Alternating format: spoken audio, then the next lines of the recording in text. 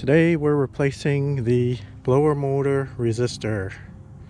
I got this from Napa, and my blower for the AC only blows on high, and that usually means this thing is not working properly. So this is what it looks like.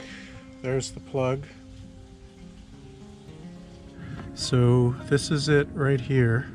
All we do, if you can see, is we just pull that up. So there's like these little tabs on each side. So we gotta squeeze those.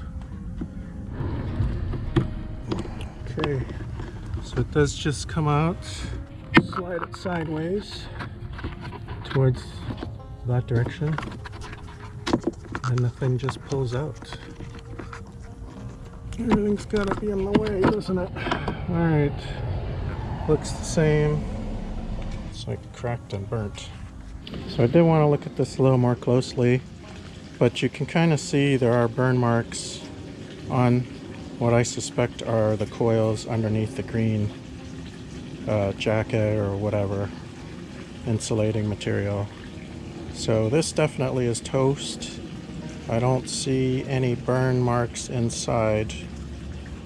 I'm actually going to try and push all this stuff out of the way so that I can actually get this thing in without everything being in the way, hopefully, because I want to be able to, you know, put this in without like breaking it. And slide it over, and then just push it down nice and easy. We don't want to apply too much pressure in case we're not putting it in right. Alright, so there's the part. It's this thing goes in there. Hopefully you can see it. That's the part. So now we're going to come back here with our dirty hands.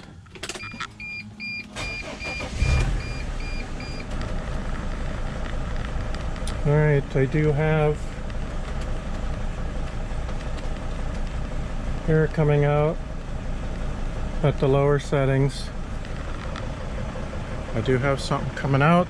Okay, so we have replaced the blower motor resistor, and it works. Thanks for watching this episode of Rambling with Phil. Please hit like and don't forget to subscribe to see other videos just like this one or similar to this, as well as other traveling videos that I've put together.